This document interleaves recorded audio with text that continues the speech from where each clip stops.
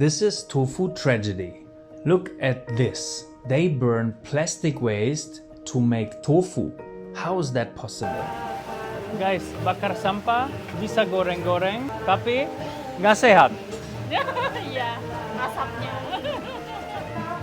So me, as of Bule Sampah, I visited a small village near Surabaya, which is widely known as a hub for home-based tofu production. From this distance, we can already see thick black smoke in the whole neighborhood, coming from multiple rooftops, signaling the active presence of small tofu factories.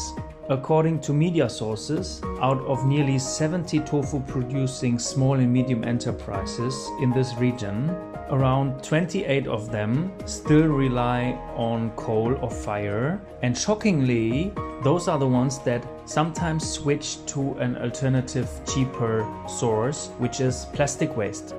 Dan lihatlah komunitas ini. The factory I visited was rudimentary. I mean, look at this. People don't wear masks, not even shoes sometimes. There is no safety procedure or any kind of environmental standard. No protective equipment, just basic tools. But the real shock wasn't the facility. It is basically the fuel they used to make this tofu. Ya guys, di sini mereka bakar sampah untuk yang memproduksi tahu di pabrik tahu ini. They burn plastic waste, rubber and tires in order to boil water, steam, fry and even smoke tofu. The black smoke that we see here is the result of burning toxic waste.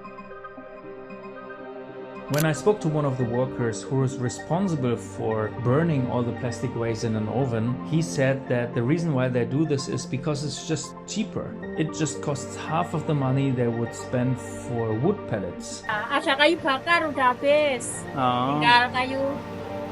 Oh, ada kayu juga? Iya. Oh ya, di sana ya. Dan bisa campur dan bakar di sana. Iya. Guys, bakar sampah bisa goreng-goreng, tapi bisa goreng-goreng, tapi nggak sehat. Iya, asapnya. So since they are very marginalized factories, they rely on making more profit by reducing the cost for fuel, so they prefer this industrial plastic waste, obviously unaware of the health risks and environmental impact they create. So a single factory like this is burning through 1,000 kilo, 1 ton of plastic waste in one day. And not only that, look at what we see behind here. They also use plastic scrap, this time from households, to be burned in order to fry tofu. And what we see here is that the smoke from this burned plastic packaging, which is obviously multi-layer plastics and other plastic packaging, that this smoke is just around the whole place and is even going into the wok. So what about the tofu they produce here? It is distributed across Surabaya, East Java area, and maybe even beyond. That means that millions of people may be unknowingly eating tofu every day, which is basically contaminated with toxins from this production, despite the fact that workers here live in unhealthy and unhuman working conditions. Dan sayangnya, kebanyakan orang nggak peduli. So now there is a discussion going on. Some of the factory owners say they want to switch to cleaner fuels. The government first denied based on our reporting. They said this is old footage, but now they said they would get this under control.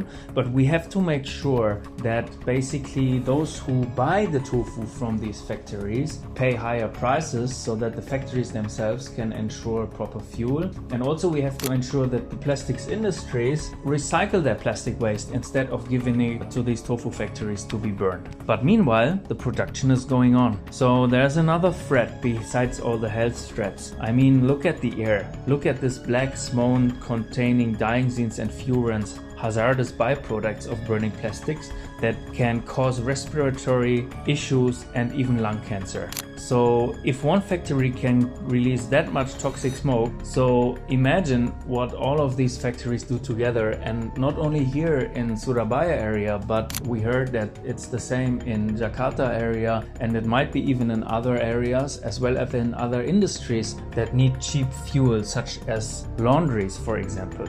So the heartbreaking irony is tofu, a food that is considered healthy and we all love it in Indonesian dishes, might be one of the secretly most contaminated nutrition that we consume here every day. Thanks for watching this. Hopefully we can change this together.